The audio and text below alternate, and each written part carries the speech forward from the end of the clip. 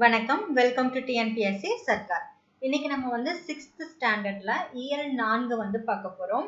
இது வந்து term 2ல first லெசனா வரும். ஓகேங்களா? இது வந்து ஃபுல் புக் டவுன்லோட் பண்ணிருக்கனால உங்களுக்கு இயல் 4ன்னு இருக்கு. நீங்க டேர்ம் 2 புக் டவுன்லோட் பண்ணிருந்தீங்கன்னா அதுல இயல் 1 அப்படின்னு சொல்லிட்டு மூதுரை கொடுத்துருப்பாங்க. ஸோ இந்த மூதுரை பத்தின டீட்டெயில்ஸ், அப்புறம் இயல் 4ல மொத்தம் 5 டாபிக்ஸ் கவர் ஆகும். அந்த 5 டாபிக்ஸையும் கண்டினியூஸா நம்ம ஒரே வீடியோல நம்ம பார்த்துடலாம். வீடியோக்குள்ள போறதுக்கு முன்னாடி நம்ம சேனலை மறக்காம சப்ஸ்கிரைப் பண்ணிக்கோங்க, பெல் பட்டனையும் கிளிக் பண்ணிக்கோங்க. ஓகே, இப்போ நம்ம இந்த லெசன்ல இருக்கக்கூடிய முக்கியமான பாயிண்ட்ஸ் எல்லாம் பார்க்கலாம். ஸோ கல்வியையும் நம்ம வந்து செல்வமா தான் கருதுறோம். ஏன்னா மற்ற செல்வத்தை கூட நம்ம செலவு பண்ணிடுவோம். கல்வி வந்து நம்ம வந்து யாருக்கும் கொடுக்கவும் முடியாது, கொடுத்தாலும் குறையவும் குறையாது, அது வந்து வளரும். ஸோ கல்வியை வந்து பிறரால கைப்பற்றவும் அழிக்கவும் முடியாது. ஸோ கல்வியை பத்தி ஔவையார் வந்து மூதுரையில என்ன சொல்லியிருக்காங்க அப்படின்னா, மன்னனும் மாசற கற்றோனும் சீர்தூக்கின் மன்னனின் கற்றோன் சிறப்புடையன். மன்னருக்கு தன் தேசம் அல்லாமல் சிறப்பில்லை, கற்றோருக்கு சென்ற இடமெல்லாம் சிறப்பு. ஸோ அப்படின்னு ஔவையார் வந்து சொல்லியிருக்காங்க. ஸோ இந்த ஸ்டேட்மெண்ட் வந்து நல்லா பார்த்துக்கோங்க. கற்றோருக்கு சென்ற இடமெல்லாம் சிறப்பு அப்படிங்கிறது எதுல வருதுன்னா மூதுரையில வருது. ஓகேங்களா? ஸோ இப்ப சொல்லும் பொருளும் பார்த்தலாம். மாசற அப்படின்னா குறை இல்லாமல், சீர்தூக்கின் அப்படின்னா ஒப்பிட்டு ஆராய்ந்து, தேசம் அப்படிங்கிறது நாடு. ஸோ இந்த பாடலை வந்து நம்ம வாசிக்கும் போதே தெரியுது, மன்னனையும் குறையில்லாமல் கற்றுக்கிட்டவங்களையும் நம்ம ஒப்பிட்டு பார்க்கும்போது மன்னனை விட கல்வி கற்றவங்க தான் சிறந்தவங்களா கருதப்படுவாங்க. மன்னனுக்கு தன்னோட நாட்டுல மட்டும்தான் சிறப்பு, ஆனா கல்வி கத்துக்கிட்டவங்களுக்கு அவங்க எங்கெங்க போறாங்களோ அங்கெல்லாம் சிறப்பு அப்படிங்கிறது தான் இதோட பொருள். ஸோ நூல்வழியில ஔவையாரை பத்தி கொடுத்திருக்காங்க. இவர் வந்து ஆத்திச்சூடி, கொன்றை வேந்தன், நல்வழி இந்த மாதிரியான நூல்களையும் எழுதியிருக்காரு. மூதுரை அப்படிங்கிற சொல்லுக்கு மூத்தோர் கூறும் அறிவுரை அப்படிங்கிறது தான் பொருள். சிறந்த அறிவுரையை கூறுறதுனால இந்த நூல் வந்து மூதுரை அப்படின்னு அழைக்கப்படுது. இந்த நூல்ல 31 பாடல்கள் வந்து இருக்கு. ஸோ மூதுரையில இருக்கக்கூடிய பாடல்களின் எண்ணிக்கை என்னன்னு கேட்டாங்கன்னா 31 பாடல்கள். அடுத்து இதோட மதிப்பீடு பார்த்தரலாம். மாணவர்கள் நூல்களை டேஸ் கற்க வேண்டும், மாசற அதாவது குற்றம் அல்லாமல் கற்க வேண்டும். இடமெல்லாம் என்னும் சொல்லை பிரித்து எழுத கிடைப்பது இடம் கூட்டல் எல்லாம். மாசற என்னும் சொல்லை பிரித்து எழுத கிடைப்பது மாசு கூட்டல் அற.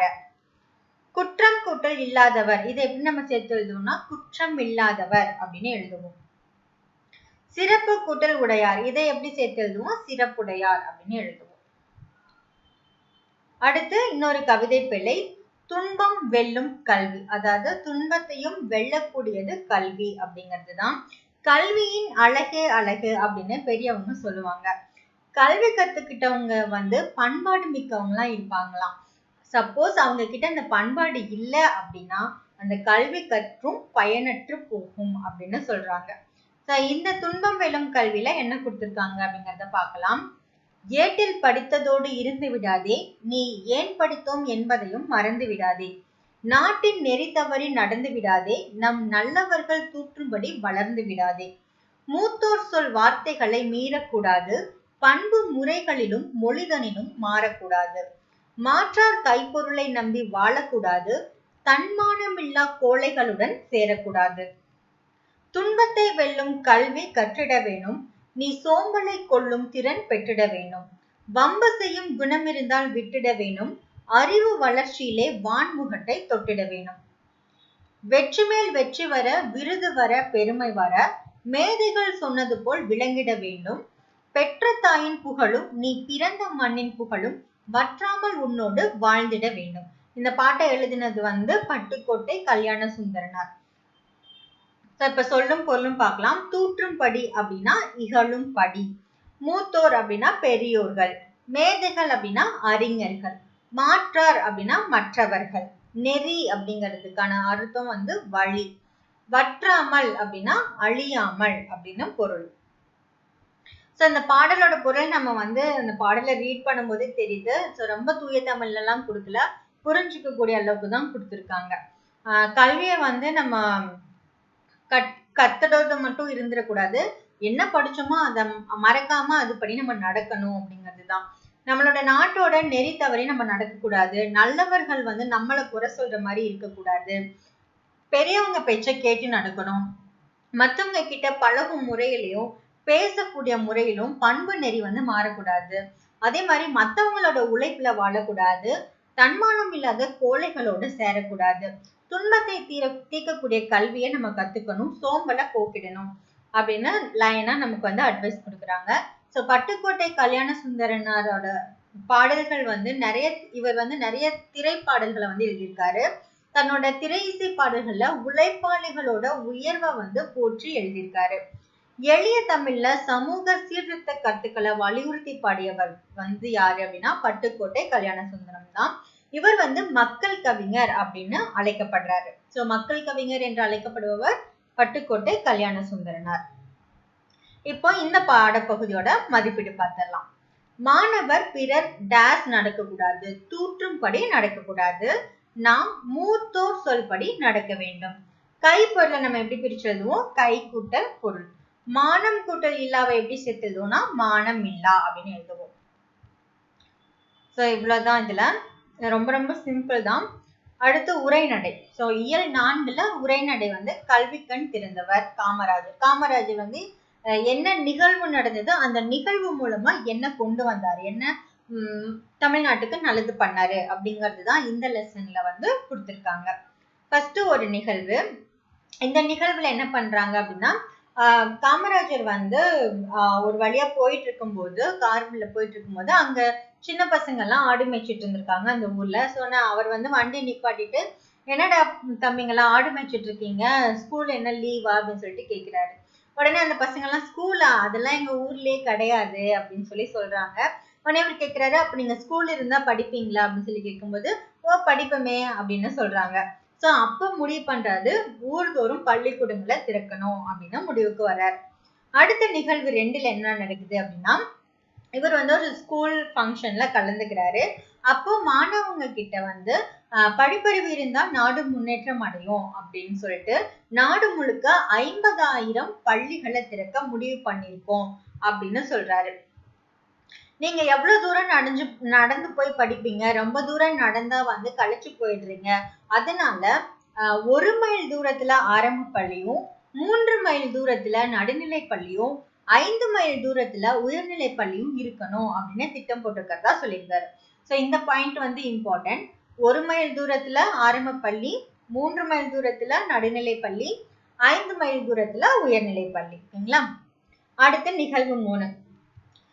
இந்த நிகழ்வுல வந்து பள்ளி நிகழ்ச்சியில தேசிய கொடி ஏத்துவாங்க இல்லையா? அப்ப ஏத்தும் போது மாணவர்கள்ல ஒருத்தன் மயக்கம் போட்டு கீழே விழுந்துடுறான். அவனை வந்து தண்ணி தெளிச்சு எழுப்புறாங்க.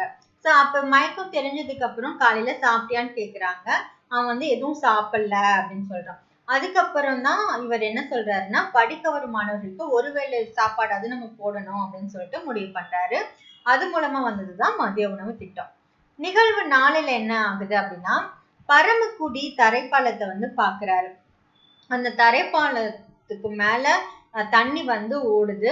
சோ அங்க கூட வந்த கல்வி அதிகாரி கிட்ட கேக்குறாரு, இந்த மாதிரி தண்ணி போச்சுன்னா அந்த பக்கம் இருக்கவங்க எல்லாம் எப்படி மழைக்காலத்துல பள்ளிக்கு வருவாங்க அப்படின்னு சொல்லிட்டு கேக்குறாரு. உடனே அவங்க சொல்றாங்க, ஆனா நம்ம வந்து இப்ப 1 மைல் தூரத்துல ஆரம்ப கல்வி, 3 மைல் தூரத்துல நடுநிலை பள்ளி அப்படின்னு தானே நம்ம திட்டம் போட்டிருக்கோம். அப்படி இருக்கப்போ நம்ம அந்த பக்கமும் இந்த பக்கமும் எப்படி நம்ம பள்ளிக்கூடம் கட்ட முடியும் ஒரே ஊர்ல அப்படின்னு சொல்லிட்டு அந்த கல்வி அதிகாரி சொல்றாரு. உடனே காமராஜர் இந்த காற்றாற்று வெள்ளத்தை காரணமா காட்டி அந்த பக்கம் ஒரு பள்ளிக்கூடம் கட்டதுக்கு அனுமதி கேளுங்க, அதுக்கு நான் ஏற்பாடு பண்றேன் அப்படின்னு சொல்லி சொல்றாங்க. சோ இது எல்லாமே யார பத்தி அப்படின்னா காமராஜர் பத்தி தான். ஓகேங்களா? கல்வித்துறை விதிகளை மாணவர்களோட நலனுக்காக மாற்றி அமைச்சவர் யாரு அப்படின்னா காமராஜர். அதே மாதிரி கல்விக்கண் திறந்தவர் அப்படின்னு தந்தை பெரியாரால பாராட்டப்பட்டவர். சோ காமராஜரை கல்விக்கண் திறந்தவர் அப்படின்னு பாராட்டியவர் யாரு அப்படின்னா தந்தை பெரியார். காமராஜரோட சிறப்பு பெயர்கள் என்னென்ன அப்படின்னா பெருந்தலைவர், படிக்காத மேதை, கர்ம வீரர், கருப்பு காந்தி, ஏழை பங்காளர், தலைவர்களை உருவாக்குபவர், இப்படி எல்லாம் காமராஜர் வந்து அழைக்கப்படுறார். சோ அடுத்து காமராஜரோட கல்வி பணிகள் வந்து கொடுத்திருக்காங்க. இது பார்த்துட்டோம்னா காமராஜர் வந்து முதலமைச்சரா பதவியேற்ற நேரத்துல 6000 தொடக்கப்பள்ளி வந்து மூடப்பட்டு இருந்ததாம். இவர் வந்த உடனே அந்த பள்ளிக்கூடங்கள் எல்லாமே திறக்கிறதுக்கு வந்து ஆணை பிறப்பிச்சாரு. அதே மாதிரி இலவச கட்டாய கல்விக்கான சட்டத்தை இயற்றி தீவிரமா நடைமுறைப்படுத்தினாரு. மதிய உணவு திட்டத்தை கொண்டு வந்தாரு. பள்ளிகள்ல குழந்தைகள் ஏற்றத்தாழ்வு இல்லாம படிக்கணும் அப்படிங்கிறதுக்காக சீருடை திட்டத்தை அறிமுகம் பண்ணாரு. அதே மாதிரி பள்ளிக்கூடங்கள்ல வசதிகளை பெருக்கிறதுக்காக பள்ளி சீரமைப்பு மாநாடுகளை வந்து நடத்தினார். இவர் காலத்துலதான் உயர்கல்வி பெறதுக்காக பொறியியல் கல்லூரிகள், மருத்துவக் கல்லூரிகள், கால்நடை மருத்துவக் கல்லூரிகள், ஆசிரியர் பயிற்சி நிறுவனங்கள், இந்த மாதிரி நிறைய கல்லூரிகளை வந்து இவர் வந்து தொடங்கியிருக்காரு.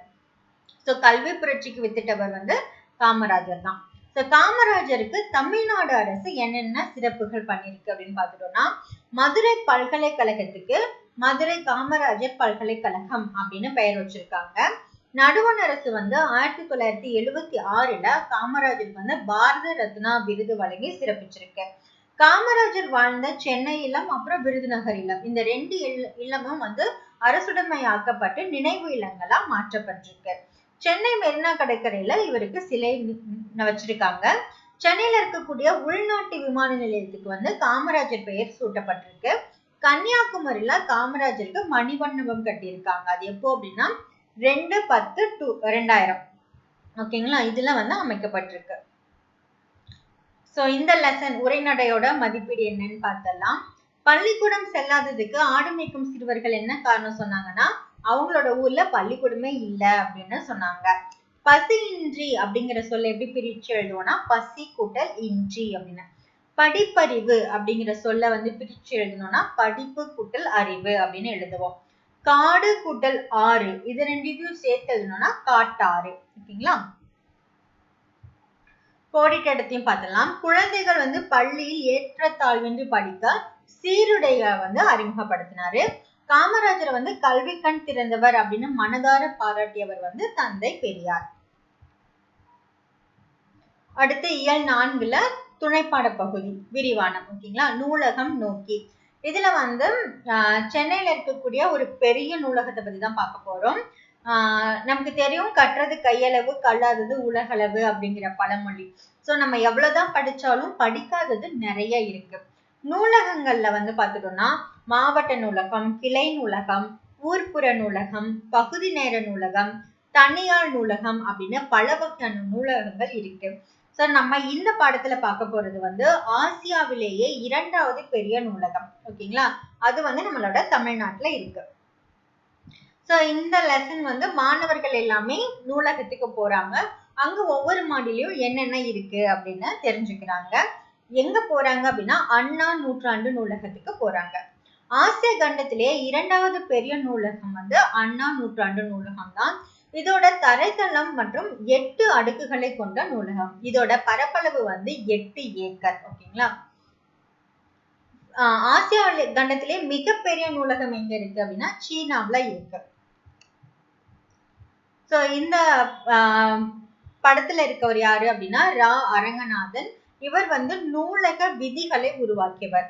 இவர் வந்து இந்திய நூலக அறிவியலின் தந்தை அப்படின்னு அழைக்கப்படுறார். சோ இந்திய நூலக அறிவியலின் தந்தை யாரு அப்படின்னா ரா அரங்கநாதன் அவர்கள். தரைத்தளத்தை பார்வையிடுறாங்க ஃபர்ஸ்ட் மாணவர்கள் எல்லாமே. சோ தரைத்தளத்துல என்ன இருக்கு அப்படின்னா பார்வை திறன் குறைபாடு இருக்கிறவங்களுக்கான பிரிவு தான் தரைத்தளத்துல இருக்கு. சோ அவங்க தொட்டு பார்த்து படிக்கிறதுக்கான பிரெய்லி நூல்கள் வந்து தரைத்தளத்துல வச்சிருக்காங்க. அடுத்து நகரும் படிக்கட்டு எஸ்கலேட்டர் வழியா போறாங்க. முதல் தளத்துக்கு போறாங்க. முதல் தளம் வந்து குழந்தைகளுக்கான சிறப்பு பகுதியா உருவாக்கப்பட்டிருக்கு. இந்த முதல் தளத்துல என்ன இருக்கு அப்படின்னு பார்த்துட்டோம்னா 20,000க்கு மேற்பட்ட பல்லூடக குறுந்தகடுகள் வந்து குழந்தைகளுக்காக வைக்கப்பட்டிருக்கு. பிற நாடுகள்ல இருந்து திரட்டப்பட்ட 50,000க்கும் மேற்பட்ட நூல்கள் வந்து முதல் தளத்துல இருக்கு. சோ இந்த தளத்தை பார்க்கவே நமக்கு டைம் பத்தாது அப்படின்னு சொல்றாங்க. இந்த மாதிரி ஒவ்வொரு தளமா பார்த்துட்டு 7வது தளத்துக்கு போறாங்க. 7வது தளத்துல என்ன இருக்கு அப்படின்னா பழமையான ஓலைச்சுவடிகள் வந்து இருக்கு. அதே மாதிரி வரலாறு, புவியியல், சுற்றுலா நூல்களும் வந்து 7வது தளத்துல இருக்கு. அதே மாதிரி போட்டித் தேர்வுகளுக்கு தேவையான நூல்கள் இருக்கு. மின் நூலகமும் இருக்கு. ஸோ இந்த பாக்ஸ்ல வந்து அண்ணா நூலகத்தோட 8 தளங்களை பத்தி விவரமா சொல்லியிருக்காங்க. தரைத்தளத்துல பிரெய்லி நூல்கள் வந்து வச்சிருப்பாங்க. முதல் தளத்துல குழந்தைகள் பிரிவு இருக்கும். இரண்டாவது தளத்துல தமிழ் நூல்கள் இருக்கும். மூன்றாவது தளத்துல கணினி அறிவியல், தத்துவம், அரசியல் நூல்கள்லாம் இருக்கும். நான்காவது தளத்துல பொருளியல், சட்டம், வணிகவியல் மற்றும் கல்வி சம்பந்தமான நூல்கள் இருக்கும். ஐந்தாவது தளத்துல கணிதம், அறிவியல், மருத்துவம் சம்பந்தமான நூல்களும், ஆறாவது தளத்துல பொறியியல், வேளாண்மை, திரைப்படக்கலை சம்பந்தமான நூல்களும் இருக்கும். ஏழாவது தளத்துல வரலாறு, சுற்றுலா இருக்கும். எட்டாவது தளம் வந்து நூலகத்தோட நிர்வாக பிரிவு இருக்கும்.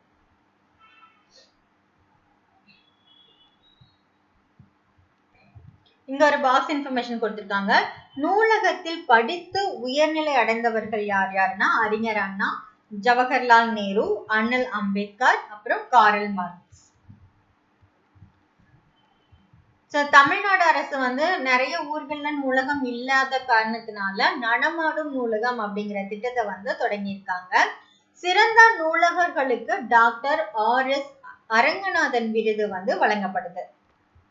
இது ரொம்ப முக்கியம். இதை வந்து நீங்க நோட் பண்ணிக்கோங்க.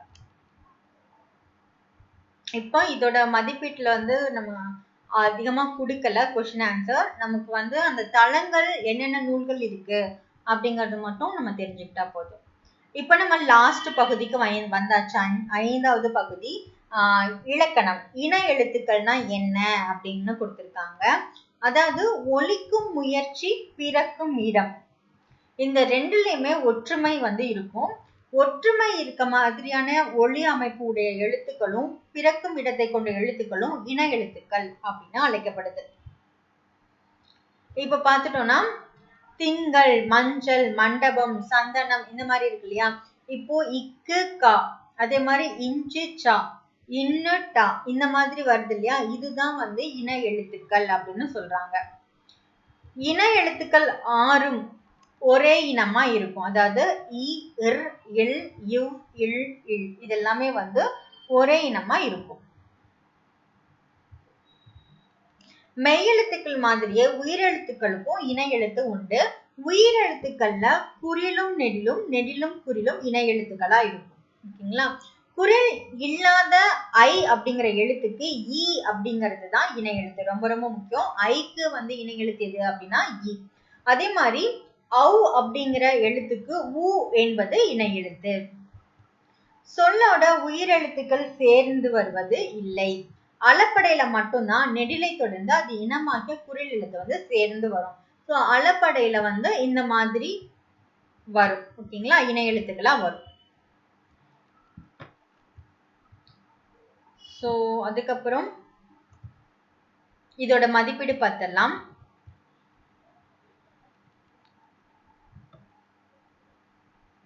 மெல்லினத்திற்கான இணை எழுத்து இடம்பெறாத சொல் எது அப்படின்னு சொல்லி கேட்டிருக்காங்க. சோ வந்தான் அப்படிங்கிறதுதான் இதோட இணை எழுத்து கிடையாது. ஏன்னா இதை தொடர்ந்து வந்து நெடில் வருது. மற்றபடி கல்வி, தம்பி இதெல்லாமே வந்து இணை எழுத்துக்கள் தான். சோ இதோட நமக்கு வந்து பிழையான சொற்கள் வந்து மட்டும் பார்த்தரலாம்.